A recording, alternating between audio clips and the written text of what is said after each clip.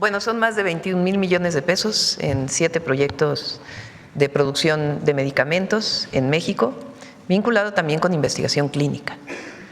Como saben, el objetivo del Plan México es producir más en México, lo que consumimos en México y también que nos permita exportar a otros países, no solo a Estados Unidos, sino también diversificar las exportaciones.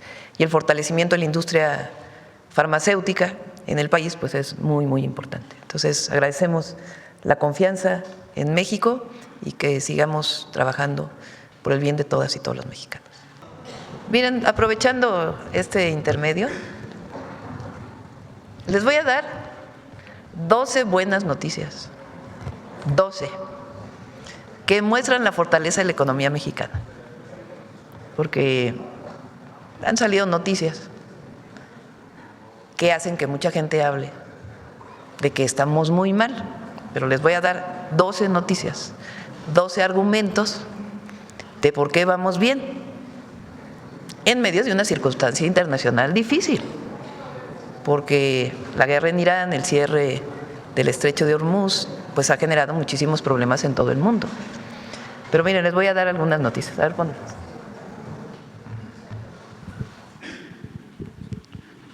Miren.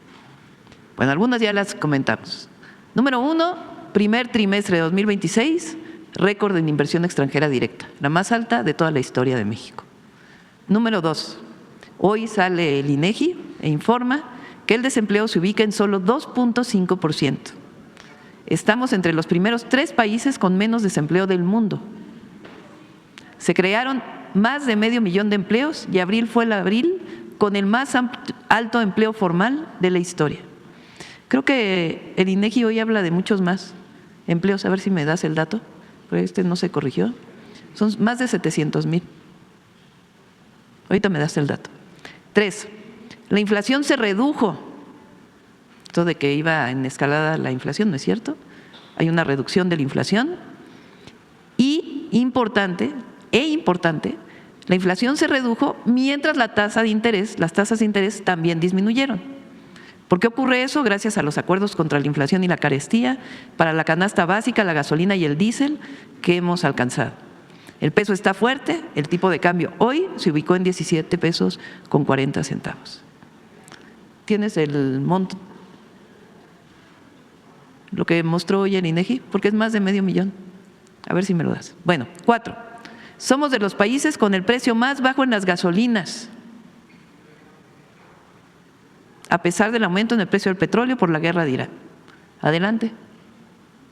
En 2025, el déficit disminuyó en 1.5% del PIB y la recaudación aumentó de 14.7% a 15.2% del PIB. 6, la deuda de los requerimientos financieros del sector público se ubicó en 50.3% al cierre del primer trimestre de 2026. 7, aumento récord de exportaciones y balanza comercial positiva en el primer trimestre de 2026. 8, ya lo sabemos, el salario mínimo aumentó más de 150%, 154% del 2018 a la fecha, y la pobreza laboral se encuentra en su mínimo histórico. Ahora les voy a poner una gráfica. Adelante. Pemex redujo su deuda en 20,000 millones de dólares, lo que permitió mejorar su calificación crediticia. 10, aprobamos recientemente, junto con el Congreso, la Ley para la Inversión, que acelerará la inversión pública e mixta en el segundo semestre de 2026. Creamos la Oficina de Inversión desde la Presidencia de la República para facilitar la inversión privada, la cual va acompañada de la reducción de trámites, la creación de la ventanilla única y la certidumbre en el pago de impuestos de todos los contribuyentes. Y 12, los programas del bienestar no solo se mantienen, sino que se han implementado nuevos programas para que no con una calificación con la que no estamos de acuerdo de algunas calificadoras, genera una impresión de que está mal la economía mexicana. Estamos bien. Y este segundo semestre se va a notar la inversión pública y mixta que se está iniciando. A ver si me das el dato del empleo. ¿No lo traes todavía?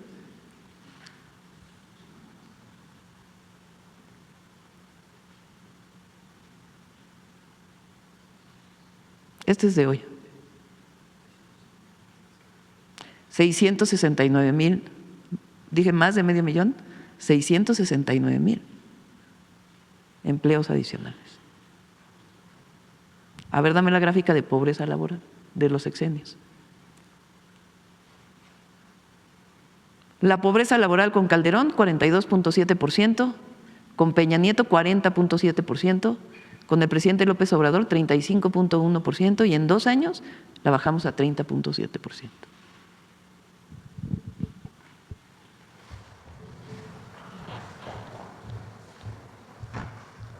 Adelante, vamos con las preguntas.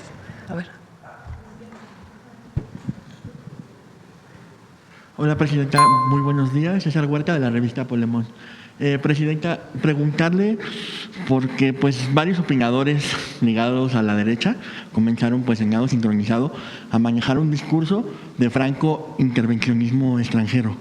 Por ejemplo, Ciro Gómez Leiva publica hoy un artículo que titula "Como vamos a la guerra", dice literal, y retoma unas declaraciones del secretario de Defensa estadounidense, donde pues las descontextualiza estas declaraciones y dice que Estados Unidos emprenderá una guerra, ¿no?, debido a los pobres resultados de su administración, que yo digo, bueno, ayer usted presentó que se disminuyeron 49% los homicidios y él habla de que pues es un simple PowerPoint. Presidenta, pues como él hay varios que la verdad es que no vale la pena mencionar, pero parece que están alegres porque podría suceder una intervención extranjera en México. ¿Usted cómo ve esta estrategia mediática pues para convencer al pueblo de que el intervencionismo extranjero es favorable para nuestro país? ¿Y por qué pues es importante para los mexicanos defender la soberanía de México? La declaración de ayer del secretario de Guerra de Estados Unidos, hay que leerla bien, porque se refirió en particular, desde mi punto de vista, a los países que estuvieron en el Escudo de las Américas recientemente en un evento con el presidente Trump. Nosotros pues tenemos una relación con Estados Unidos distinta y está basada en un entendimiento que tenemos con ellos, que funciona todos los días, trabaja todos los días. Nosotros tenemos que estar muy atentos, de todas maneras, porque frente a cualquier injerencismo mayor o deseo de intervención mayor, pues eso no lo podemos permitir. Porque México es un país independiente, libre y soberano, no somos colonia de nadie, no somos protectorado de nadie. Y como lo hemos dicho, y lo decimos muy responsablemente, en la colaboración para disminuir la violencia en México provocada por el tráfico de drogas y otros delitos vinculados con la delincuencia organizada, para disminuir la violencia aquí y para evitar que entre droga a los Estados Unidos, pues hay que trabajar de los dos lados, no solo en México, porque no todo ocurre en México, porque hay esta idea de que todo lo malo está aquí, de que aquí hay delincuencia organizada y que todos los problemas están aquí, y que como el gobierno de México no puede, pues entonces tiene que venir apoyo del extranjero, pero todos los problemas están aquí. Entonces, ¿qué decimos nosotros? A ver, claro que hay problemas aquí, pero tenemos una estrategia de construcción de la paz, de seguridad en el país que va dando resultados, porque quieren minimizar la reducción de 49% de homicidio doloso. Si hubiéramos reducido menos, entonces sí estarían criticando de por qué no se ha disminuido el homicidio doloso. Disminuye el homicidio doloso y ahora dicen, no, pues no es creíble. Pues ¿cómo no va a ser creíble si son datos de todas las fiscalías de todo el país? Entonces, y aquí estamos trabajando. ¿Que queremos colaborar con Estados Unidos y coordinarnos? Sí, claro que sí, en el marco de respeto a nuestro territorio y de la soberanía nacional. Ellos nos pueden dar mucha información y otros temas que podemos trabajar y colaborar juntos. Ayer en la encuesta, una encuesta que salió, la gente estaba de acuerdo en la colaboración, pero no en la intervención. Y así es México, pues la mayor parte de la gente no está de acuerdo con ello. Entonces decía, hay una visualización como si todos los problemas estuvieran aquí. No, allá del otro lado también tienen muchísimos problemas. Primer problema es el consumo de drogas, que por cierto el consumo de fentanilo no fue provocado por el tráfico de drogas, sino por el consumo excesivo de un medicamento que tenía opioides, que generó una dependencia tremenda en Estados Unidos. Aquí pasamos ya hace más de un año una miniserie sobre ese tema. Entonces, pues ese es un problema que ellos tienen que atender, y por eso nos dio mucho gusto que se recuperara en su última estrategia. Tienen que atender pues también como un asunto de salud pública, de atención a las familias, a los jóvenes, y entender por qué, las causas más profundas de por qué hay más consumo de drogas en Estados Unidos, por ejemplo, que en México, que nosotros creemos que tiene que ver con un asunto familiar y de valores. Pero ellos tienen que atender ese tema desde la perspectiva de salud pública, que disminuya el consumo. Nosotros ayudamos en que disminuya el tráfico de drogas de México a Estados Unidos, claro que ayudamos, tanto que estamos dando resultados en ese tema. Pero ellos también tienen el problema de que las armas que se venden pues, muy libremente en Estados Unidos por sus propias leyes pasan a México, y eso arma a la delincuencia organizada en México. Entonces ellos tienen que ayudarnos también a que disminuya el tráfico de armas. Y la otra es el propio tráfico de droga en Estados Unidos. O sea, porque ¿quién vende la droga allá? ¿A dónde va el dinero de la venta de la droga? Allá. Entonces, es un problema de los dos lados. Y nos coordinamos porque es un problema común que queremos resolver conjuntamente. Ahora, México le ha costado mucho trabajo su soberanía y su independencia. Son más de 200 años de lucha permanente del pueblo de México por mantenerse como un país independiente y soberano. Y eso significa resguardar nuestro territorio de cualquier intervención. La independencia de México, 11 años de guerra.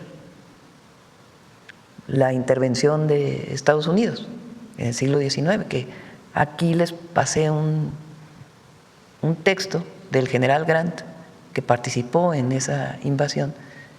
Después fue presidente de los Estados Unidos, y en sus memorias dice que esa guerra le pareció tremendamente injusta, pero que además nunca había visto tanta valentía en un soldado como en los soldados mexicanos.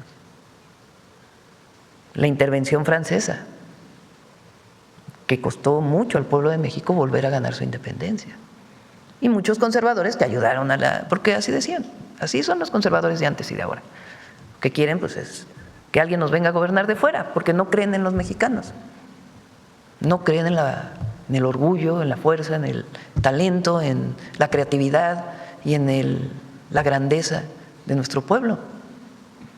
Entonces, la intervención francesa. Y luego con la Revolución Mexicana, la intervención de nuevo de Estados Unidos en 1914, que también defendió al pueblo de México que no se diera, y así. Entonces, México es un país grandioso, y nuestra grandeza cultural y la soberanía es algo que todas y todos los mexicanos debemos defender. Quien cree que se van a resolver los problemas en México viniendo del extranjero alguien a decirnos cómo, pues está muy fuera de lugar. Eso no quiere decir que no tengamos colaboración con todos los países del mundo y que no tomemos las mejores experiencias, incluso que nuestras Fuerzas Armadas puedan capacitarse por las Fuerzas Armadas de Estados Unidos, que se hace de todos los años, es algo histórico. Y también los Estados Unidos venir a capacitarse a México también de las fortalezas de las Fuerzas Armadas mexicanas. Pero eso es muy distinto a la intervención. Ahora, nadie desea en México pues un conflicto con Estados Unidos, nadie. Y la presidenta lo que hace es trabajar todos los días pues para tener la mejor relación posible con el gobierno de Estados Unidos, siempre. Pero tenemos que cuidar también que esa relación no implique disminución de México. Por eso siempre digo, es un trato de iguales, no de subordinación, es de iguales. Y eso es lo que pedimos en el terreno comercial, en el terreno de seguridad, en todos los terrenos, una relación de iguales, reconociendo la grandeza de México y las fortalezas de Estados Unidos en distintos temas, pero cada quien en su territorio. Gracias, presidenta. Y en otro tema, bueno, en Poblemón publicamos una noticia en la que pues contamos un estudio del especialista en redes y sistemas complejos, Carlos Augusto Jiménez, quien advierte pues en este estudio que hay una estrategia de guerra psicológica digital contra su gobierno, basada en bots, en cuentas coordinadas y en influencers que amplifican las narrativas, como narcoestado, dictadura, crisis y estos llamados a la intervención extranjera. Según el análisis de este investigador, pues el patrón sería siempre el mismo. Un medio publica una nota, las cuentas automatizadas la viralizan, los influencers empujan también esta nota y después pues se instala la percepción de que todo México supuestamente está hablando de eso. ¿Qué piensa de estas campañas mediáticas, Presidenta, que pues son impulsadas también con mucho dinero y de parte de ciertos actores que actúan desde el anonimato y que están ligados con la oposición? Y también cómo piensa que la gente puede combatir estas narrativas. Aquí presentó en su momento Miguel Elorza cuando fue la supuesta marcha de la generación Z, que marcharon algunos jóvenes, pero en realidad fue organizada desde fuera. No era legítimamente unos jóvenes que se organizaban en contra del gobierno, sino una promoción en redes sociales vinculada con algunas cuentas en particular de las redes que demostramos aquí cuáles eran. La Derecha Diario, y cómo se vinculaban con una organización internacional de una derecha internacional que está en contra de cualquier gobierno que defienda a su pueblo, porque la derecha no defiende a los pueblos, la derecha defiende intereses de los poderosos, la derecha defiende el autoritarismo, la derecha defiende que el pobre es pobre porque no trabaja, no un sistema que no permitió que la gente pudiera salir adelante. La derecha defiende la supremacía de unos sobre otros por el color de la piel o por dónde naciste. La derecha defiende la libertad del mercado, no la libertad del individuo, la libertad del mercado. ¿Qué quiere decir eso? Pues que el mercado va a resolver todos los problemas. Cuando ya vimos en México que 36 años de neoliberalismo lo único que hicieron fue a la gente más pobre y menos democracia. La derecha defiende que no haya libertades, que haya censura, porque así gobernaron durante años en México y en todos los países del mundo. ¿Nosotros qué somos? ¿Cómo nos definimos? Humanistas. Podríamos definirnos como progresistas, como de izquierda. No, preferimos definirnos como humanistas. ¿Y por qué nos definimos como humanistas? Porque nosotros creemos en la igualdad de las personas. Nosotros no creemos que nadie sea superior a otro. Creemos en la igualdad. Nosotros creemos en la democracia como el gobierno del pueblo. Nosotros creemos en la libertad como la garantía de todas las libertades, pero también en el bienestar. No se puede ser libre completamente si no hay bienestar. Nosotros creemos en la historia de México, nosotros creemos en Morelos, creemos en Hidalgo, creemos en Leona Vicario, en Gertrudis Bocanegra, en Josefa Ortiz. Nosotros creemos en los liberales mexicanos, en Zapata, en Villa, en Madero, en los grandes héroes y heroínas, pero sobre todo creemos en alguien, en la fuerza del pueblo de México. Por eso somos humanistas. Pero hay muchos que no les gustan los gobiernos humanistas. ¿Por qué? Porque perdieron sus privilegios. El privilegio de no pagar impuestos, o el privilegio de gobernar aunque no haya sido electo, o el privilegio de recibir un montón de dinero para poder hablar bien del presidente o presidenta de la República, o el privilegio de haber sido rescatado por el Fobaproa, o el privilegio de haberte entregado una concesión de televisión, o el privilegio de que no tenías que pagar impuestos nunca, o el privilegio de que todo el recurso público iba para los de arriba y no para los de abajo, o el privilegio de tener un sistema judicial a modo donde tú te resolvías todos los problemas con dinero. Ese pasado de corrupción y privilegios es el que los gobiernos humanistas estamos dejando atrás. Entonces, Entonces, la derecha internacional, ¿qué es lo que quiere? Pues regresar por sus fueros con mucha gente en México, que perdió todos esos privilegios. ¿Se organizan ellos? Sí. ¿Le meten dinero? Sí. ¿En campañas? Sí. ¿En noticias falsas? Sí. ¿Qué tenemos que hacer las y los mexicanos que creemos en el humanismo? Pues estar pendientes de lo que está ocurriendo, informarnos bien, defender la soberanía y garantizar siempre gobiernos honestos que le cumplan al pueblo y defender las conquistas que hemos logrado y avanzar más. Presidenta, y ahora que habla pues de estos empresarios que se beneficiaron con concesiones, no sé si habría también que recordar el caso de Canal 40 y cómo pues en su momento era una concesión que mostraba otra realidad que estaba pasando en el verdadero México y que muchos, bueno, como él comentó que mencioné, que después cambiaron de bando y se volvieron diferentes o a los que criticaban, pues el Canal 40 mostraba esa realidad y también pues desde el poder se permitió que Salinas Pliego diera el chiquihuitazo y se quedara con esa concesión. ¿Qué piensas sobre pues este caso? Es cierto lo que dices.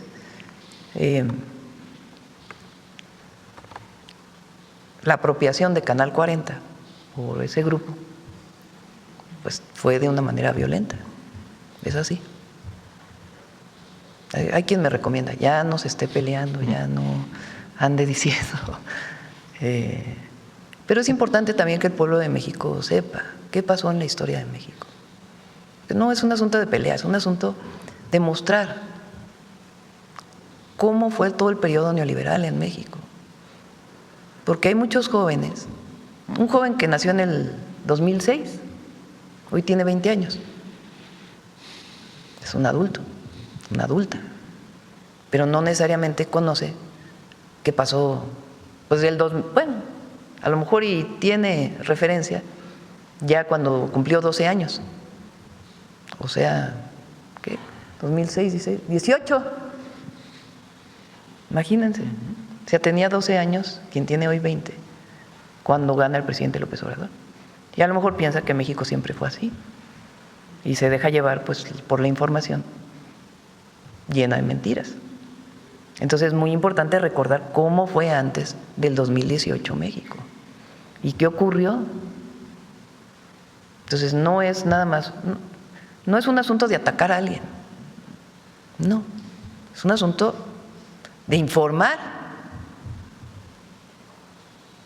qué pasó en México en todo ese periodo y cómo lo que ahora quieren pues es regresar a ese periodo. Pues no, ya no, la gente está muy consciente. Y al pueblo de México recordar cómo era entonces y cómo es ahora. Y evitar dejarse llevar por estas campañas de acusaciones falsas. Pero bueno, ya le dejo a ustedes que difundan cómo fue lo del 40. Y ya por último, Presidenta, me llamó la atención que entre los logros que menciona, la pobreza se redujo pues de manera significativa en tan solo 2 años. ¿Qué fue la pobreza laboral. Exacto, la pobreza tiene que ver laboral. principalmente con el salario, con el aumento del salario mínimo. La pobreza laboral se mide en cuánto te alcanza para comprar con tu salario. Entonces, si tienes un ingreso en la economía formal o no formal que no te alcanza para comprar lo mínimo, pues entonces estás en pobreza laboral, porque trabajas pero no te alcanza con lo que ganas. Entonces los aumentos salariales pues han permitido disminuir la pobreza laboral y cada vez tenemos que generar mejores empleos que nos permitan pues que todos ganemos bien, porque de eso hablamos nosotros, de los derechos del pueblo. El derecho del pueblo de México a un buen ingreso, el derecho del pueblo de México a la educación, el derecho del pueblo de México a la salud, el derecho del pueblo de México a tener una vivienda, lo que antes se veía como mercancías. Muchas gracias, Presidenta. Gracias. Sobre el tema, a ver, sobre el tema. Gracias, Presidenta. Muy buenos días a todas, a todos, a todos. Liliana Noble, de Pulso Saludable. Presidenta, con esta inversión que anuncia usted de 21,000 millones de pesos para los representantes de la industria farmacéutica, tomé algunos datos y me gustaría conocer cuál es esta visión que ahora tienen del mercado mexicano. Entiendo que no solamente lo consideran como un ejemplo de consumo, sino también de innovación. Por eso la inversión que ustedes hacen ahora. ¿Cuáles son estas características, no sé, las tareas más importantes que ustedes vean en el pueblo de México, en el talento mexicano, en los investigadores y en la tecnología que tenemos para esta inversión? Esa sería mi primera pregunta. Gracias. Es una pregunta extraordinaria y es el core de lo que estamos haciendo en empresas como Bristol Myers Squibb. Solo para darles un ejemplo, hace mucho tiempo, antes de facilitar todos los procesos de COFEPRIS y demás, nuestra compañía, México, pertenecía al grupo 3 de estudios clínicos.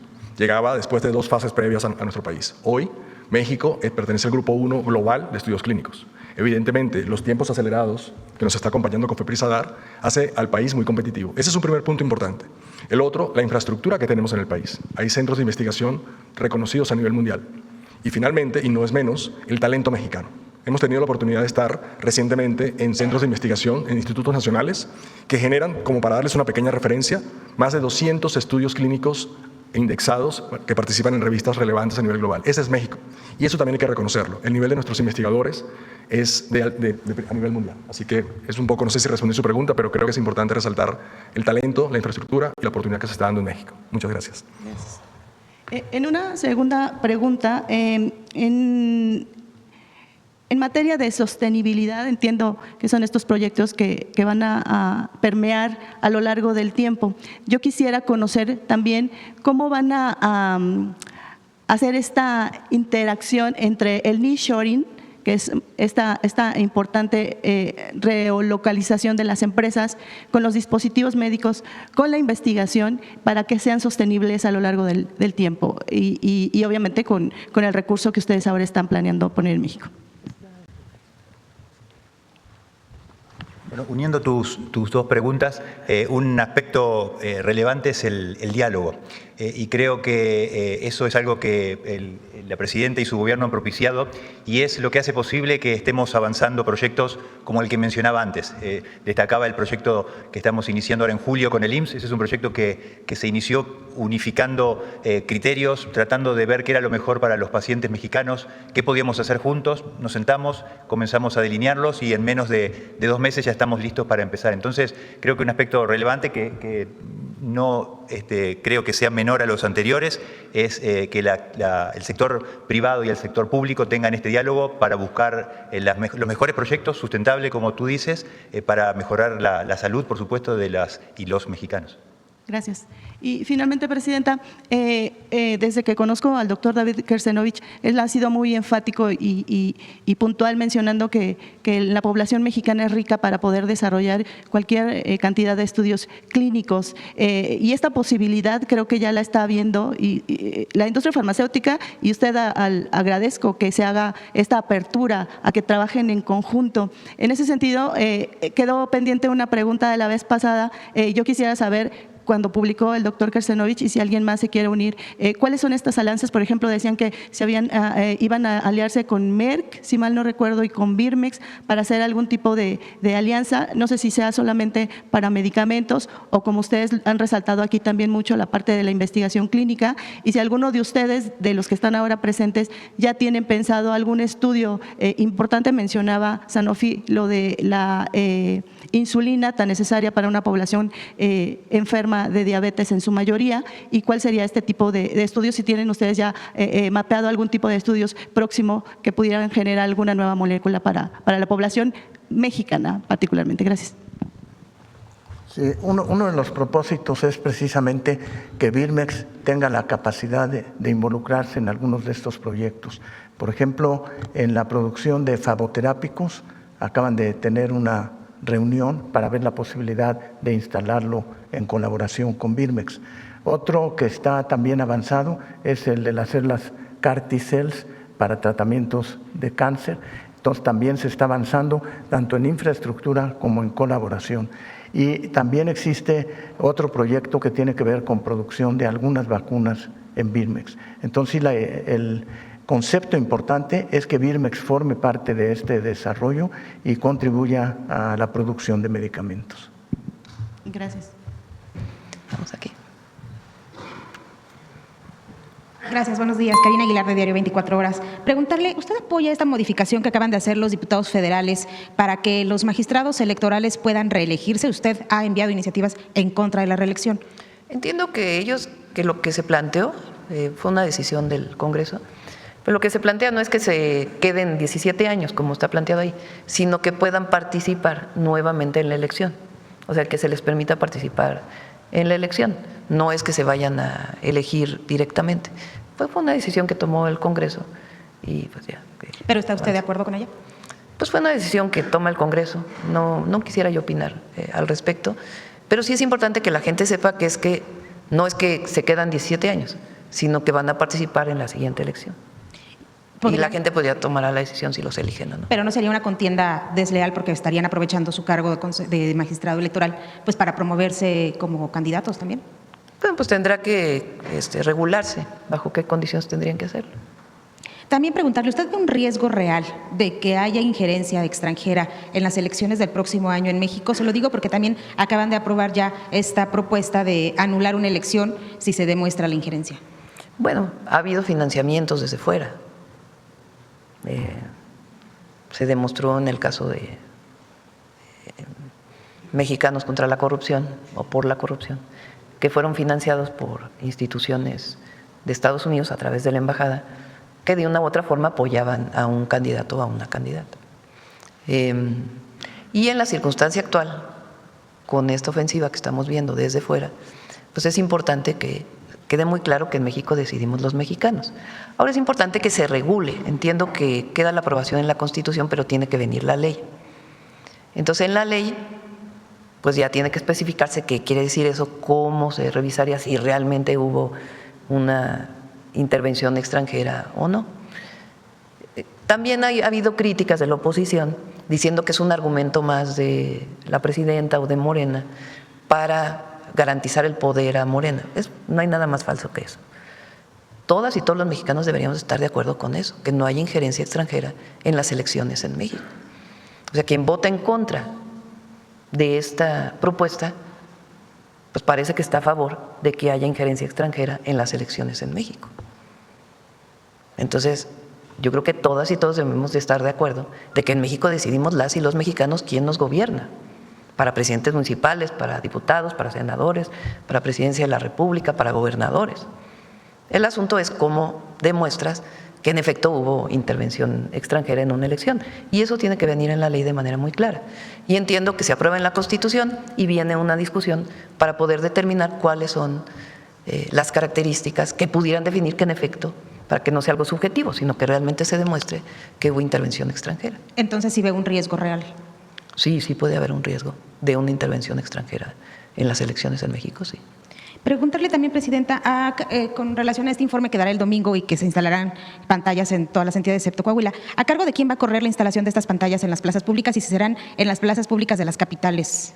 En algunos casos son en las capitales, en otros casos son en otras entidades y está viendo el equipo de presidencia y de comunicación para ver si es solo el cargo del Gobierno de México, que no es mucho monto, realmente es una pantalla y la transmisión,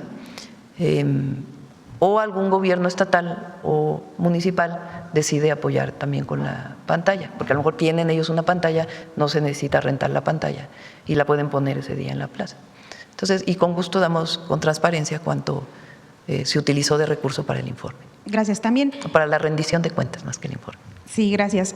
¿Cómo se está preparando todas las instituciones de México para esta llegada del Mundial en el sentido de que se ha advertido que estos eventos de tal magnitud pues podrían generar delitos correlacionados, por ejemplo, trata, lavado de dinero, o sea, que se presten a otra cosa, no sé, van a poner más módulos de denuncias, van a hacer promoción de los números de emergencia? ¿Qué se está preparando? En el caso de trata, de que hubiera algún problema relacionado con este delito, la Fiscalía y las Fiscalías estatales están muy organizadas para poder detectar o que si hay alguna denuncia que se pueda actuar en ese caso. Para otros delitos, pues es la vigilancia que se tiene para el Mundial en realidad y la participación pues de las 3 ciudades principales y de los estados de la República. Bueno, en el caso de la Ciudad de México es una sola autoridad. En el caso de Monterrey y Guadalajara, pues son las presidencias municipales y la autoridad estatal y todo el equipo que se está trabajando sobre eso, que es Secretaría de Seguridad, Marina, Defensa, en todo el operativo Quetzalcóatl se llama. ¿Cuál es el llamado que le hace usted a la afición mexicana? Bueno, primero a la afición mexicana, pues que nos vaya bien con la selección, desearle todo lo mejor a nuestra selección, siempre que haya buena vibra a la selección y pues siempre festejar en paz, tranquilos, la diversión siempre es bienvenida, la alegría es algo hermoso. Evitar los gritos que de pronto se daban y que se sancionaron por parte de la FIFA. Pues sí, ahí seguir las reglas de la FIFA en el caso del estadio y pues que sea un buen momento para nuestro país y lo mejor para la selección. Y Presidenta, también ayer la Secretaría de Seguridad envió una nota aclaratoria diciendo que el gobernador con licencia de Sinaloa, Rubén Rocha, no tenía ficha roja. ¿Usted sabe si el resto de los acusados tienen ficha roja o la Secretaría nos podría informar si el resto de estos acusados por el caso que lo informe la tienen Fiscalía. ficha? Vamos a pedirle a la Fiscalía que informe en su relación con Interpol para que se pueda conocerlo todos. Y que sea transparente. Y que sea transparente, así es. Muchas gracias. Sí. A ver, la compañera. Buenos días, Presidenta. Adriana Santos del Soberano. Pues primero, regresando un poco al tema de salud, la inversión que presentaron ahorita, me gustaría saber cómo abona esta inversión que anunció con la industria farmacéutica al plan que tiene de garantizar el abasto de medicamentos. Ya el día martes justamente se anunciaron cómo van los avances en cuanto también a la credencialización universal de salud. ¿Qué beneficio va a tener el pueblo de México garantizando este desarrollo? Y bueno, también medicamentos a mejor costo para garantizar la estrategia del derecho a la salud para el pueblo de México. La inversión en medicamentos al año es de alrededor de 145,000 millones de pesos. 145,000 millones de pesos. En compra de medicamentos e insumos médicos para el sistema de salud pública.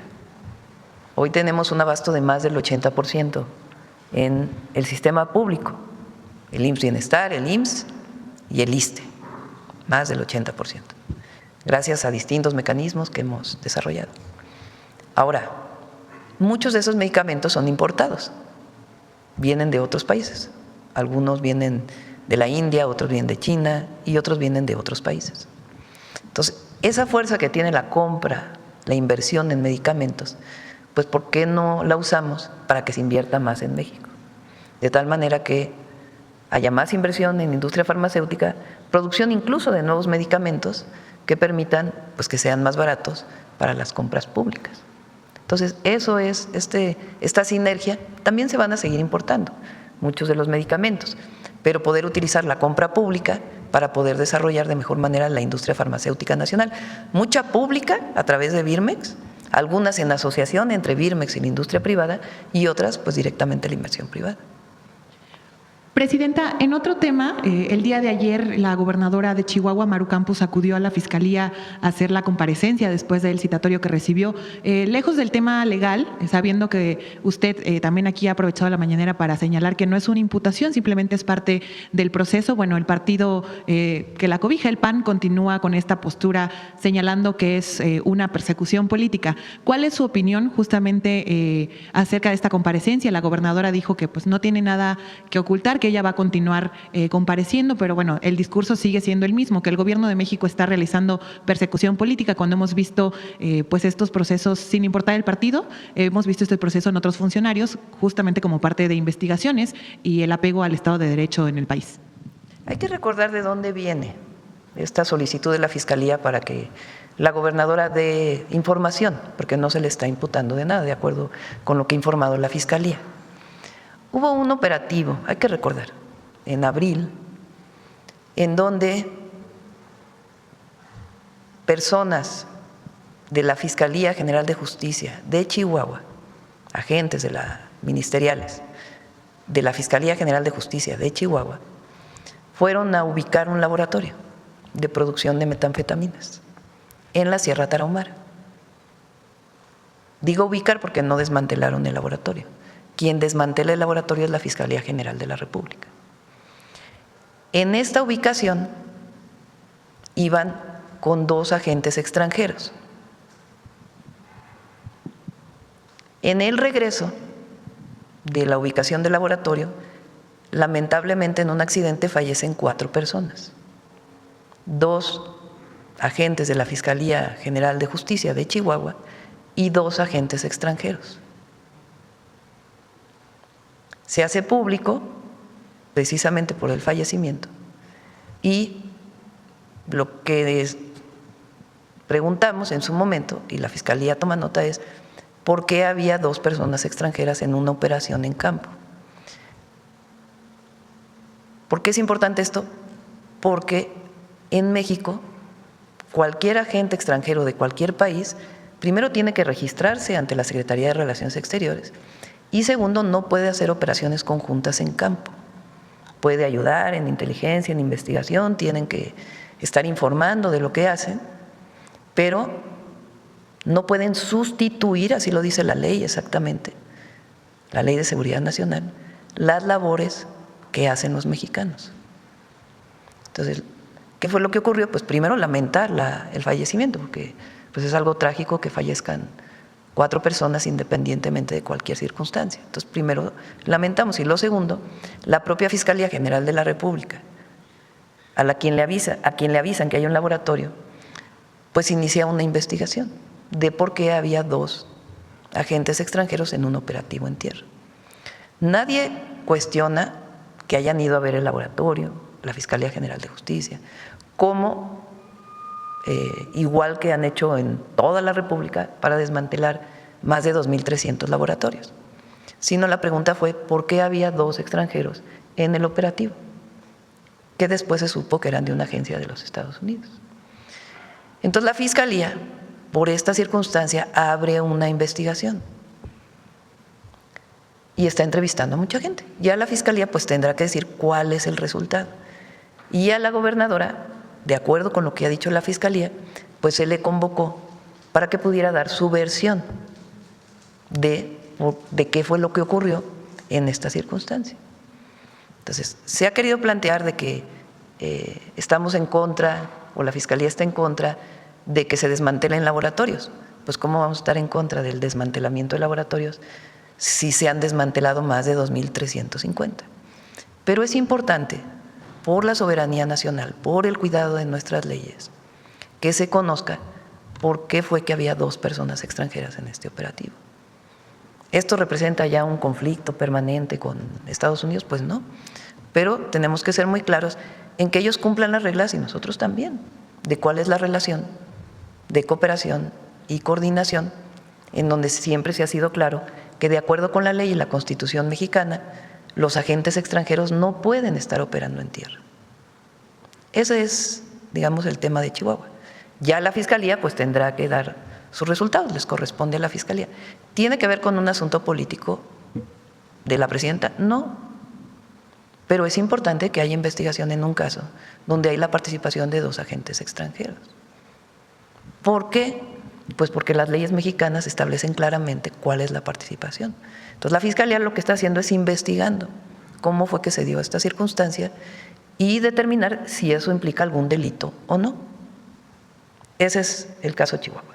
Ahora pues se ha dicho que se está contra la gobernadora, que es un asunto político, que no, nada que ver. Es un asunto de una investigación de la Fiscalía sobre este caso que es muy relevante para el país. Se ha querido minimizar esta situación, pero no se puede minimizar, porque nosotros tenemos que tener pues toda la garantía del cumplimiento de la ley de quienes desde el extranjero vienen a hacer labores. Entonces se lo hemos hecho saber a la Embajada de Estados Unidos, al gobierno de los Estados Unidos a través de la embajada, pues de que se tiene que cumplir con las leyes mexicanas, que se colabora, se coordina, pero no puede haber operativos en tierra conjuntos, porque para eso está la autoridad mexicana. Porque ningún gobierno, no solo Estados Unidos, ningún gobierno extranjero, pues puede realizar actividades en México fuera de la ley. Entonces todos tenemos que cuidar que la coordinación y la colaboración no signifique violar la ley en México. Entonces eso es lo que está ocurriendo en Chihuahua. Se ha querido poner como un asunto político que se quiere ir contra la gobernadora, que no, más bien tiene que haber una explicación por parte, por lo menos de la Fiscalía, incluso el fiscal renunció por esta situación de por qué se permitió que hubiera esto que realmente está fuera de la norma. Entonces, eso es lo que está pasando en Chihuahua. Y es muy importante que todas y todos los mexicanos, este no solo es un asunto de la presidenta, tengamos muy claro lo que significa la soberanía. Porque si se permite violar la ley a algún extranjero, pues ¿por qué no vuelve a violarla de otra manera y de otra manera y de otra manera? O sea, hay que poner los límites siempre. Y por eso hay una investigación por parte de la Fiscalía. Entonces, eso es lo que está ocurriendo en Chihuahua. En el caso de Sinaloa, porque es importante mencionarlo también, ¿qué pasó? Estados Unidos envía una solicitud de detención urgente con motivos de extradición de 10 mexicanos, entre ellos un gobernador, el gobernador de Sinaloa, un senador, un presidente municipal y otras personas. ¿Qué fue lo que dijo en ese momento la Secretaría de Relaciones Exteriores? Bueno, llega esta orden, le pregunto a la Fiscalía qué opinión tiene, si hay suficientes pruebas para lo que se está pidiendo, y la Fiscalía contesta, no hay pruebas, no hay suficientes pruebas. Y se le dice a Estados Unidos, a través de Relaciones Exteriores, no hay suficientes pruebas. Y la Fiscalía abre su propia investigación. Hasta ahí el tema de Sinaloa. Se ha querido decir que se quiere ocultar lo que está pasando en Sinaloa, que ya el exceso es el narcogobierno de Morena y no sé qué tanta cosa quieren cubrir. No, pero tenemos que ser muy serios como mexicanos, de que no es porque cualquiera venga a decir cometió un delito, entonces actúas. Tiene que haber pruebas con base en las leyes mexicanas, porque de otra manera, pues entonces se determina afuera, más sobre todo cuando se trata de personas que fueron electas por su pueblo, se determina desde afuera si se queda gobernando uno o no. Entonces también es un tema de soberanía. La Fiscalía tiene que hacer sus investigaciones y a la Fiscalía le corresponderá definir si hay responsabilidades o no y qué tipo de responsabilidades. Pero todas y todos los mexicanos tenemos que tener mucha claridad de hasta dónde se establece la relación con un gobierno extranjero. Entonces tenemos que tener muy claro la colaboración, la coordinación, pero con límites que tienen que ver con que no haya injerencia. Porque tenemos derecho a dudar y que en todo caso se presenten las pruebas pertinentes. Porque puede haber sectores que en realidad quieran esto para influir en las elecciones de Estados Unidos en noviembre o para influir en las elecciones de México en el 27. Entonces tiene que haber claridad en todas y en todos. Y todos los mexicanos deberíamos de garantizar la soberanía, de garantizar el no injerencismo.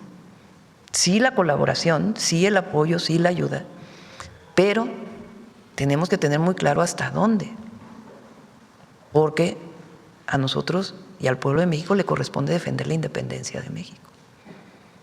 Entonces, esa es la circunstancia en la que nos encontramos y se va a ir dando información sobre todo esto, pero no tiene nada que ver con un asunto, en el caso de Chihuahua, político, sino de la investigación de la Fiscalía en este caso, y en el caso de Sinaloa, y también de soberanía. Es decir, en los dos casos tiene que ver un asunto de soberanía, de quién decide en nuestro país, cómo se decide, y garantizar que en México decidamos los mexicanos.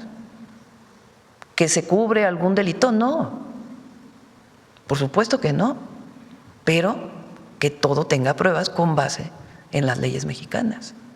Porque si no, pues con una declaración de una persona de un lugar, ya con eso, contra un gobernador o contra otro gobernador o contra otro gobernador o contra otro gobernador.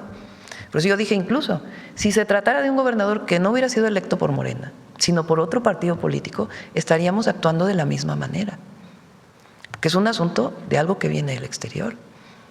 Y nosotros lo que queremos pues es fortalecer el Estado de Derecho aquí y que se cuiden las leyes de aquí y que no sea por dichos que se actúe. Porque si no, imagínense, se vuelve todo un asunto de dichos y no de pruebas. Entonces, en los dos casos, el asunto de la soberanía es muy importante, más en un momento en donde muchas veces, cuando hay elecciones en Estados Unidos, han querido utilizar a México para la elección. Lo dijimos una vez y lo volvemos a decir, nosotros no somos piñata de nadie. Cada quien a sus asuntos. Y colaboramos y nos coordinamos, y hasta ahora en muchos temas nos hemos colaborado muy bien. Hay otros en los que no estamos de acuerdo, pero tampoco es algo extraño. Que no estemos de acuerdo en algunas cosas con Estados Unidos, pues es normal, así son todos los países del mundo. Habrá cosas en las que esté de acuerdo y cosas en que no. Pero es muy importante cuidar la integridad territorial del país y cuidar la soberanía y la independencia. Y actuar cuando hay pruebas. Pero si no hay pruebas, no se puede actuar, porque si no es a dichos de afuera. ¿Y de quién son los dichos de afuera, además? Entonces, por eso son muy relevantes estos dos casos.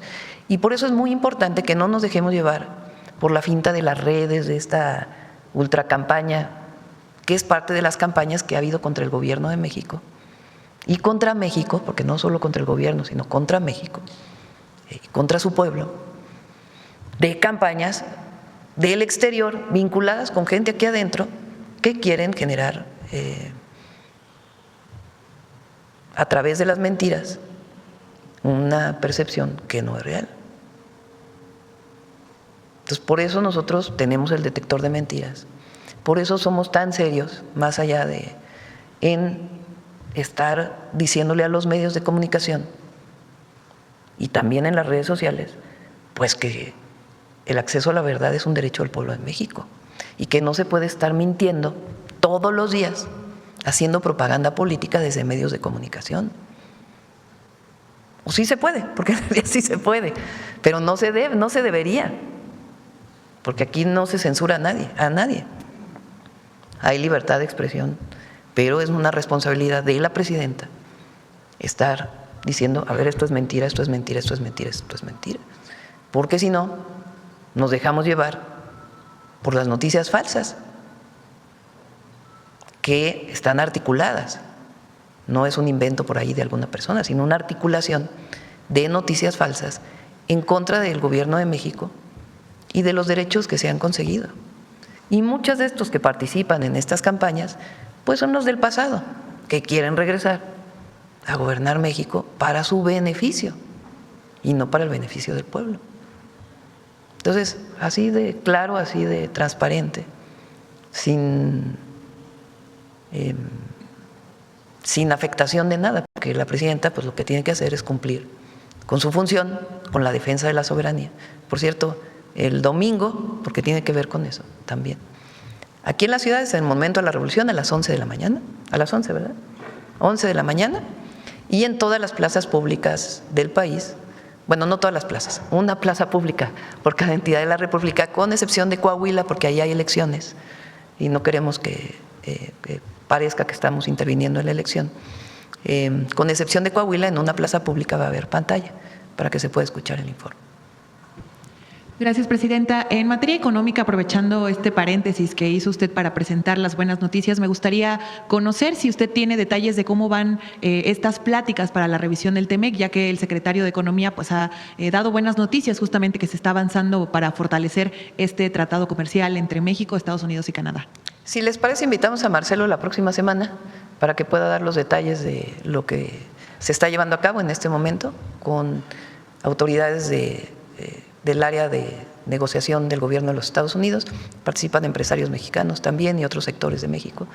Y también vinieron empresarios o representantes de empresarios de los Estados Unidos. Entonces, si les parece, esperamos la próxima semana para que Marcelo pueda platicarles cómo van estas conversaciones. Gracias, presidenta. Gracias. A ver, sobre el tema. Buenos días, presidenta. Buenos días a todos. Eduardo Esquivel Ancona, Domo de Cristal.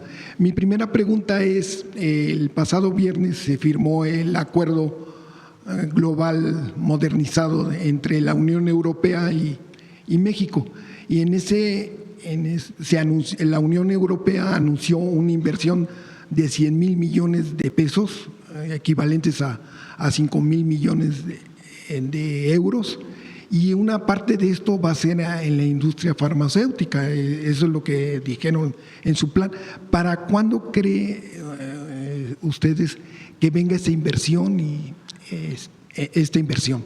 Ayer estuvo aquí la presidenta del Banco Europeo o de la Unión Europea, justamente para dar seguimiento a la reunión que tuvimos la semana pasada, es decir, unos días después ya estaba aquí el banco. Nosotros les planteamos que lo que nos interesa más a nosotros en términos del financiamiento no es al gobierno, sino a las empresas privadas europeas o de otras nacionalidades que quieran invertir en México, incluso empresas mexicanas. Entonces están trabajando con Secretaría de Hacienda, Economía, por si alguna de las empresas requiere financiamiento para poder invertir más, tener acceso a este banco que les permita desarrollarse en nuestro país. Entonces es un hecho y además la facilidad de exportar incluso los medicamentos que se producen en México también a Europa y a otros países. En una siguiente pregunta, China y la India tienen el monopolio, por así decirlo, de las materias primas para la industria farmacéutica. No sé si se haya hablado en el TEMEC de una inversión regional, ya no tanto en México, para acabar con ese monopolio que tienen, que afectó mucho cuando fue el COVID. Pues no había medicamentos, no se daban abasto en las industrias chinas. Entonces, quiero saber si han hablado en el TEMEC sobre este caso para regional, el nearshoring, que sea regional. ¿Quiere alguien platicar sobre las APIs y la inversión que se está haciendo? A ver, primero, vente, adelante. Adelante. Discúlpeme, pero sí, es un tema que entusiasma, porque ciertamente hay esa dependencia y no solo el COVID lo agravó, lo volvió muy evidente, pero también, por ejemplo, ahora con lo del estrecho de Hormuz y otra serie de conflictos que pueden seguir sucediendo, también por la parte a veces baja y se complica la transportación marítima, y por eso es muy importante que acerquemos la producción. Y ciertamente el gobierno de la presidenta ha estado muy activo en estas negociaciones y lo escuchamos todos los días. Incluso ayer hubo ya un anuncio por parte del gobierno americano que los hay muy continuamente por estas pláticas seguidas. Yo creo que estamos en un momento muy propicio, muy favorable, cuando uno habla con los diferentes actores, de construir en esta región del mundo una industria. Va a tomar tiempo, pero lo vamos a lograr. Muchas gracias. Efectivamente, hay una dependencia mundial hacia China e India para la producción de APIs y materia prima. México tiene todo lo necesario para poder convertirse en un jugador muy particular para ese desarrollo. Tenemos, por una parte, los laboratorios, tenemos el interés, tenemos las instalaciones, tenemos la industria petrolera que nos da la posibilidad de desarrollar las materias primas esenciales. Durante muchos años México tenía la capacidad de producir los APIs y las materias primas. Se dejó, pero ahora con el entusiasmo que tiene la industria se va a poder reanimar. Y también estamos en pláticas con Canadá y con Estados Unidos para que en la región se puedan desarrollar esos productos y que aquello que se produzca en México se reconozca inmediatamente en Estados Unidos y en Canadá para que no tengamos la dependencia de otros países. Y un elemento muy importante para eso ha sido la armonización de COFEPRIS, de tal manera que al lograr nosotros la simplificación de los trámites en COFEPRIS podamos establecer esa colaboración regional. Es un espacio de gran oportunidad, como dijo Astrea, el que podamos producir los APIs y además Eduardo Clark a la hora de las compras pues va a estimular fundamentalmente el que aquellos productos que tengan APIs y materias primas mexicanas sean productos que podamos acceder a los mismos. No sé, Eduardo, si tú quieres comentar.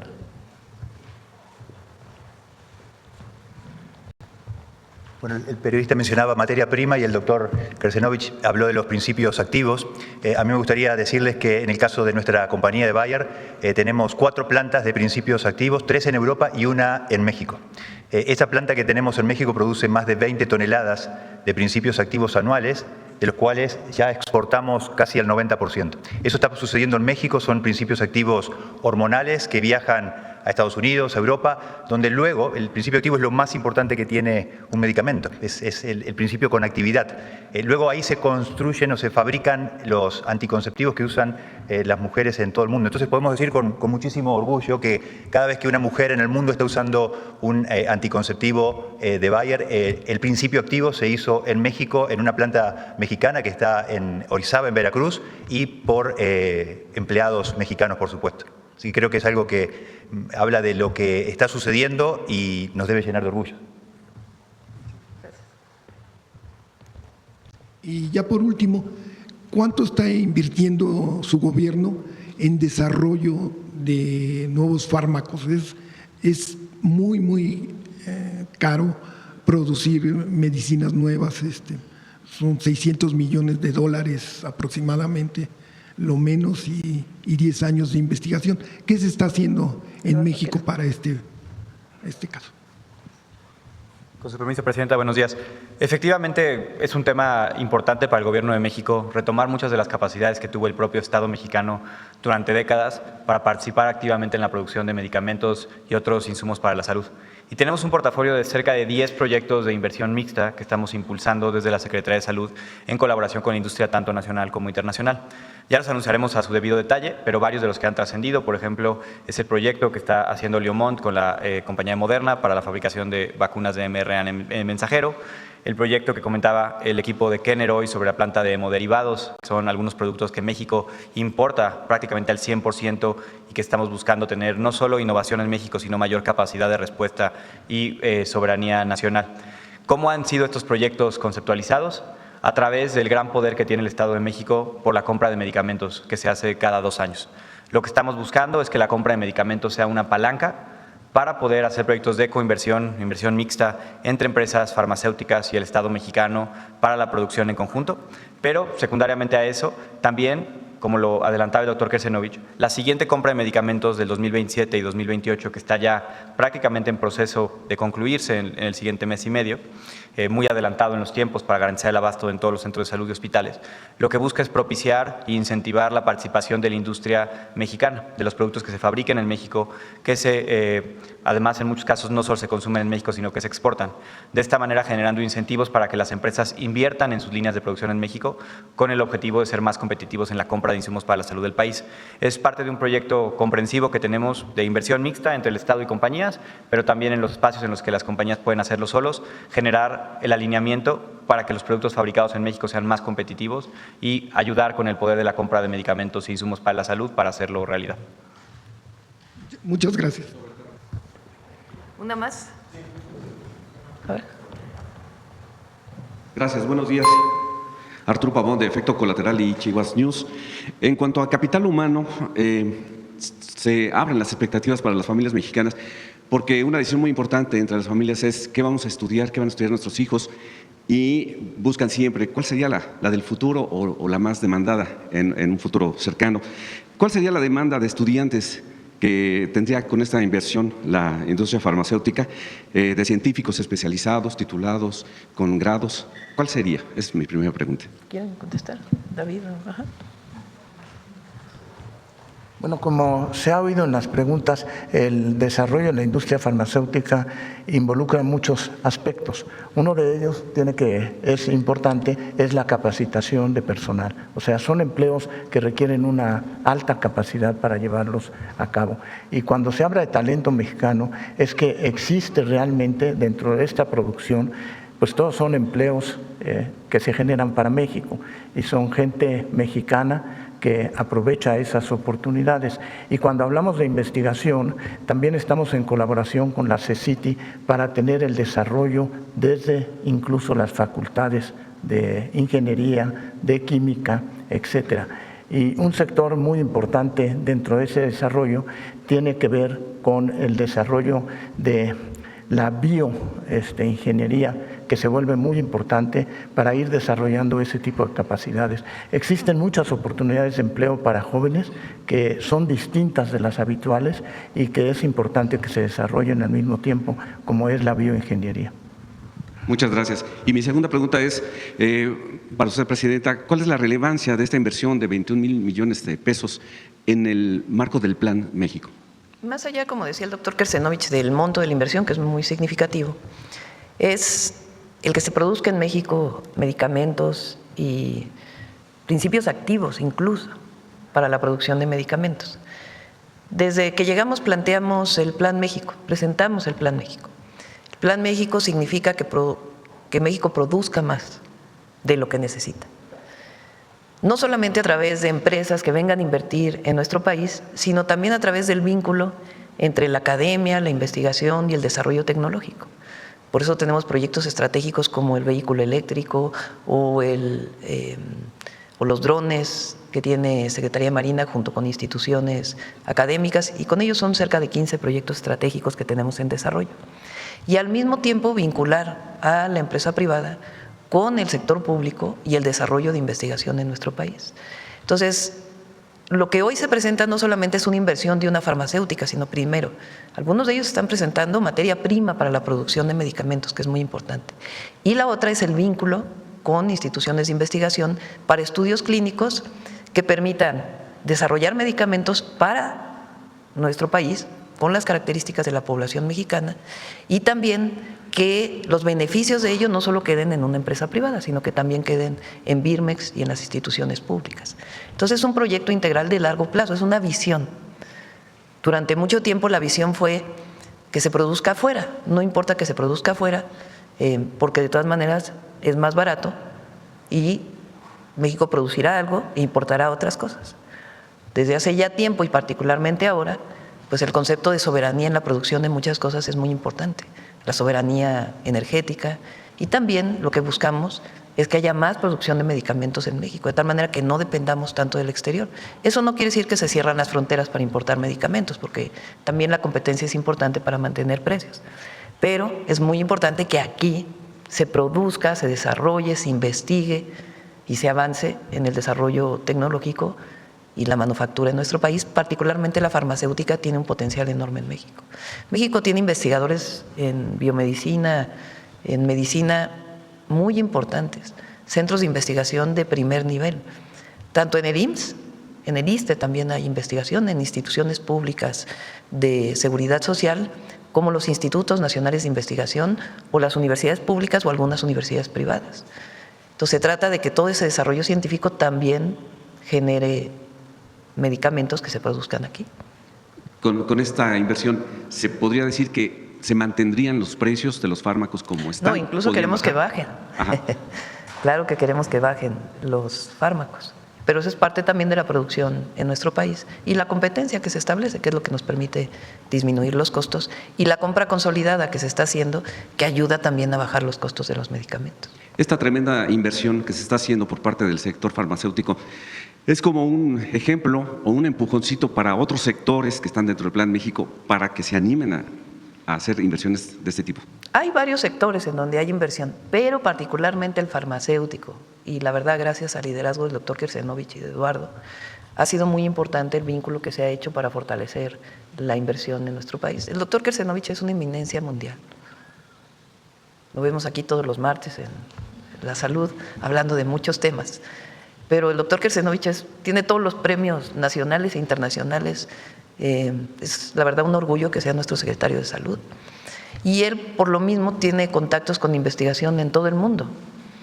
Y pues tiene la autoridad académica, ética también, para poder convocar a que se desarrolle la industria farmacéutica en México, y también la facilidad de COFEPRIS, porque COFEPRIS avanzó mucho en el sexenio del presidente López Obrador, y ahora lo que estamos avanzando es en reducir tiempos, reducir trámites, porque cualquier nuevo medicamento requiere autorización de COFEPRIS. Entonces, si te tardas 5 años en una autorización de un nuevo medicamento, pues ya te ganaron en otras partes del mundo. Entonces, aceleras los procedimientos, teniendo la certeza de que es un medicamento que no tiene problemas y que realmente ayuda, pues entonces se desarrolla también más la investigación y el desarrollo en nuestro país. Gracias. Gracias. Bueno, cerramos con esto. Si quieren, nos sacamos una foto entre todos. Entonces, vénganse.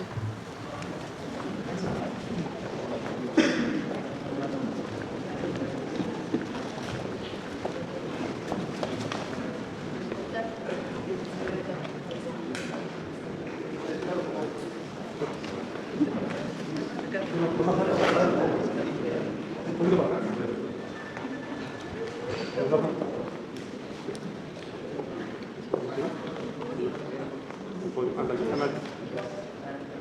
Sí, gracias. De frente, por favor.